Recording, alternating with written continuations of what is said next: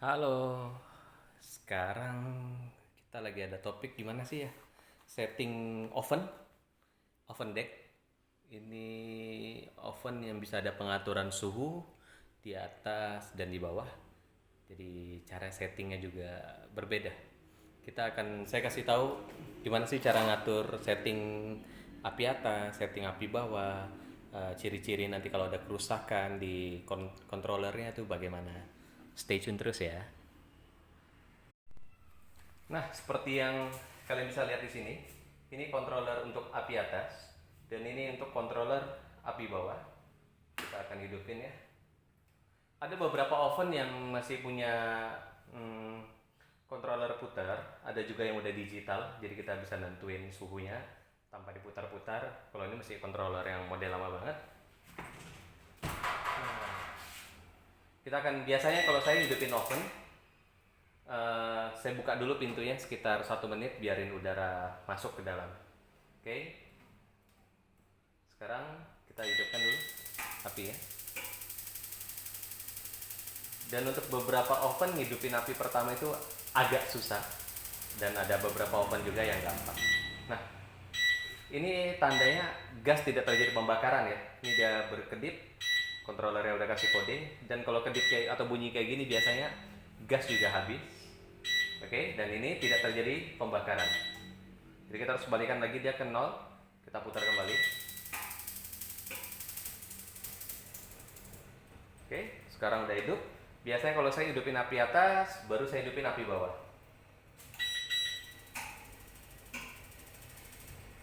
Oke, sudah hidup kedua-duanya.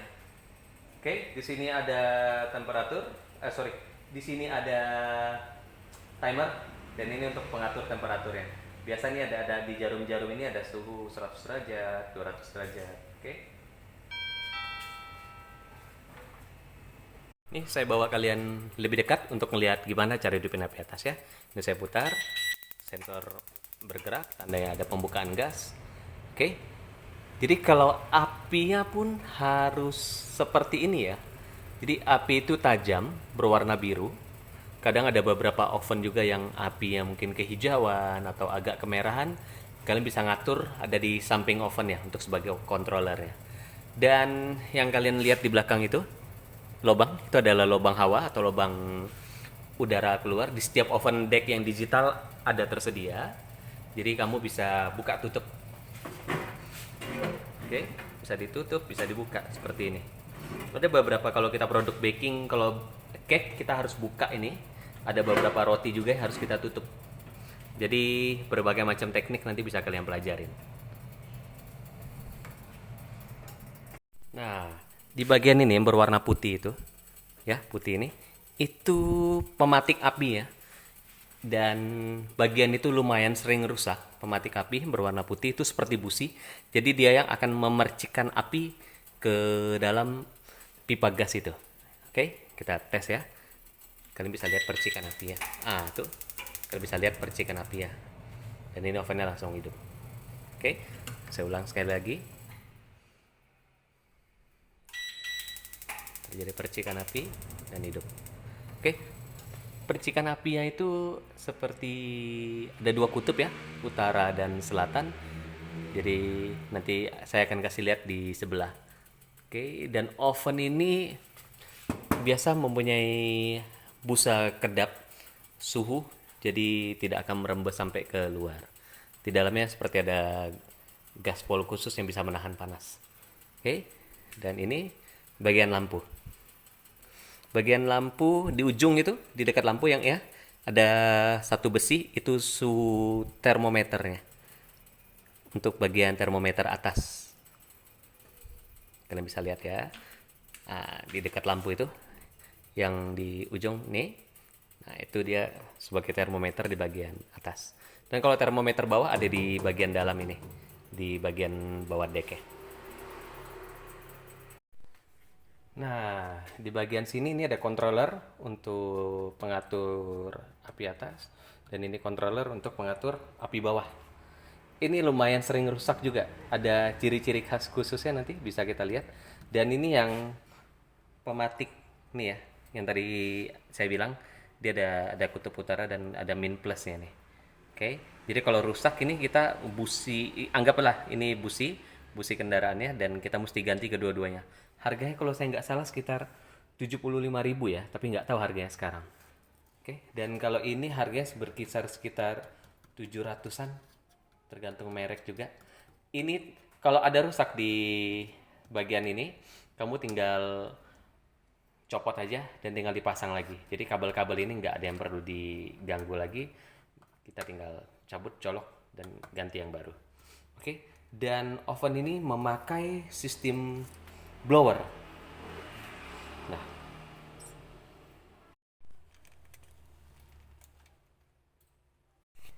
Nah, bagian ini adalah blower. Blower ini yang kamu mengatur api. Jadi kalau blower ini dibesarkan, api itu bisa merah, blower itu kecil, nanti apinya biru atau hijau, tapi jadi susah menyala, dan ini setelannya harus pas. Berbeda oven, berbeda cara penyetelan ini ya. Jadi oven yang saya punya yang di atas ini, berbeda dengan penyetelan oven yang di bagian bawah ini. Oke, dan ini nggak sama. Ini adalah solenoid, jadi dia dari gas masuk ke sini, habis dari sini dimasukkan ke dalam blower. Nah, habis masuk sini dalam blower, dari blower ini angin ditembakkan ke sini bersama dengan pematik yang ada di sini. Nah, kalian bisa lihat di sini oven perlu banget perawatan. Dan di sini ada spring. Jadi kalau kita buka tutup, ini yang ada di sini. Ini ada pernya. Dan ini perlu maintenance juga.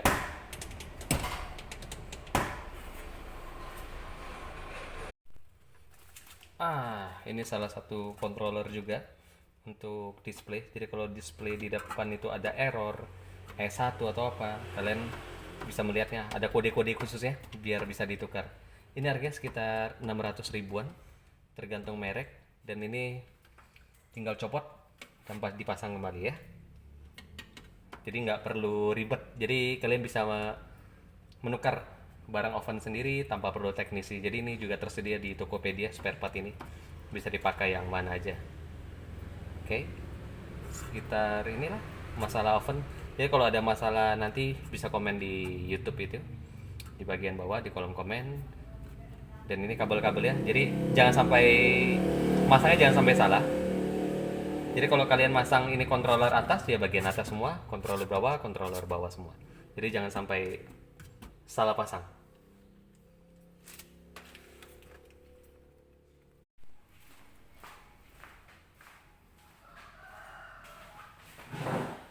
Oke, dan begitu semua tentang oven deck. Kalau kamu ada pertanyaan tentang oven deck, tentang gimana cara settingnya, komen aja di bawah. Dan kalau ada bisa saya kasih tahu, pasti saya kasih tahu.